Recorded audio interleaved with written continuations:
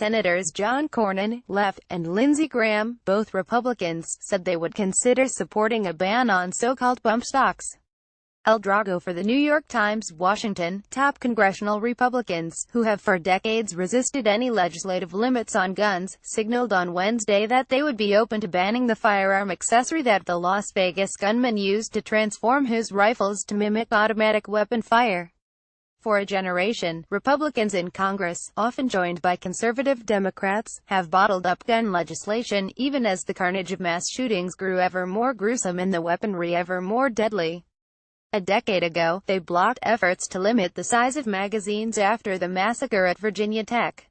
5 years later, Republican leaders thwarted bipartisan legislation to expand background checks of gun purchasers after the mass shooting at an elementary school in Newtown, Conn.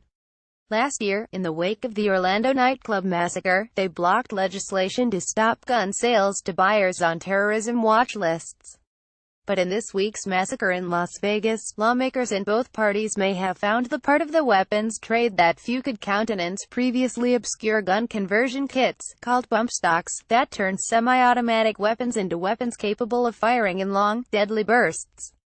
I own a lot of guns, and as a hunter and sportsman, I think that's our right as Americans, but I don't understand the use of this bump stock, Senator John Cornyn of Texas, the number 2 Republican in the Senate, said, adding, "It seems like it's an obvious area we ought to explore and see if it's something Congress needs to act on." Mr. Cornyn said the continuing legality of the conversion kits was a legitimate question, and told reporters he had asked Senator Charles E. Grassley of Iowa, the Judiciary Committee chairman, to convene a hearing on that issue and any others that arise out of the Las Vegas investigation. Other Republican senators, including Lindsey Graham of South Carolina, Orrin G. Hatch of Utah and Marco Rubio of Florida, said they would be open to considering legislation on bump stocks. "We certainly want to learn more details on what occurred in Las Vegas," Mr. Rubio said, "and if there are vulnerabilities in federal law that we should be addressing to prevent such attacks in the future, we would always be open to that." In the House, Representative Carlos Curbelo, Republican of Florida, said he was drafting bipartisan legislation banning the conversion kits. Representative Mark Meadows, the head of the Conservative Freedom Caucus, also said he would be open to considering a bill, while Representative Bill Flores, Republican of Texas, called for an outright ban. "I think they should be banned," Mr. Flores told the newspaper The Hill. "There is no reason for a typical gun owner to own anything that converts a semi-automatic to something that behaves like an automatic." In an often deadlocked Washington, none of the pronouncements guaranteed action. The National Rifle Association, which has poured tens of millions of dollars into Republican campaign coffers, remained mum on the bump stock discussion and could stop it cold. And Eric Pratt, executive director of another gun rights group, Gun Owners of America, vowed to block any legislation. "We see this as an item that is certainly protected by the Second Amendment, and realistically, they are already on the market, so passing a law banning them isn't going to stop bad guys like this creep in Las Vegas," he said. But Senator Dianne Feinstein, the California Democrat, tried to force the issue, introducing legislation, backed by about 24 Democrats, that would ban bump stocks. Ms. Feinstein cautioned that bipartisan support for such narrow legislation would hardly constitute a sea change. She tried to ban bump stocks in 2013, but that was part of broader legislation to renew the assault weapons ban, which went nowhere. "I mean, if not this, what?" she asked. "It doesn't take a weapon away. It just means you can't convert it into something it's not meant to be." At a hastily convened news conference, Ms. Feinstein said the Las Vegas massacre, which left 58 people dead and about 500 injured at a country music festival Sunday night, had hit home with her. Her daughter had planned to attend the concert but decided against going at the last minute.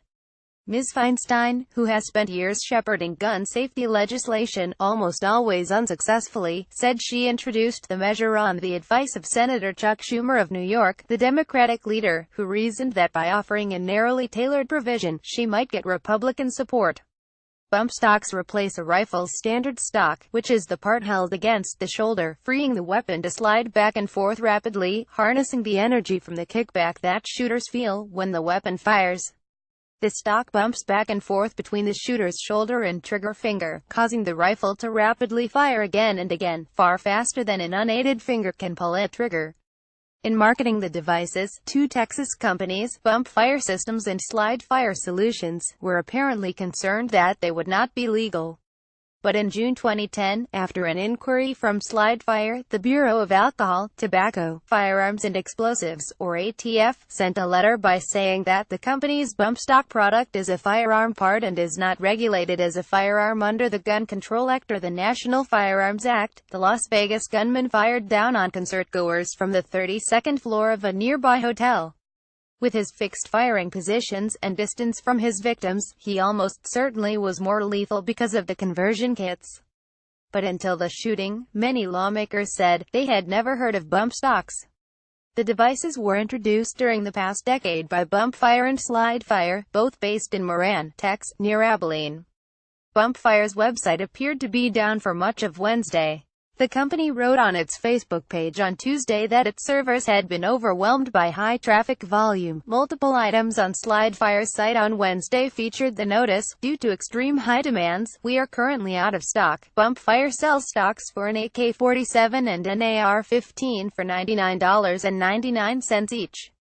Slide Fire's stocks are priced between $140 and $300. Neither company responded to a request for comment. On gunbroker.com, an auction site for firearms and shooting accessories, at least 36 listings featuring bump stocks had attracted multiple bids.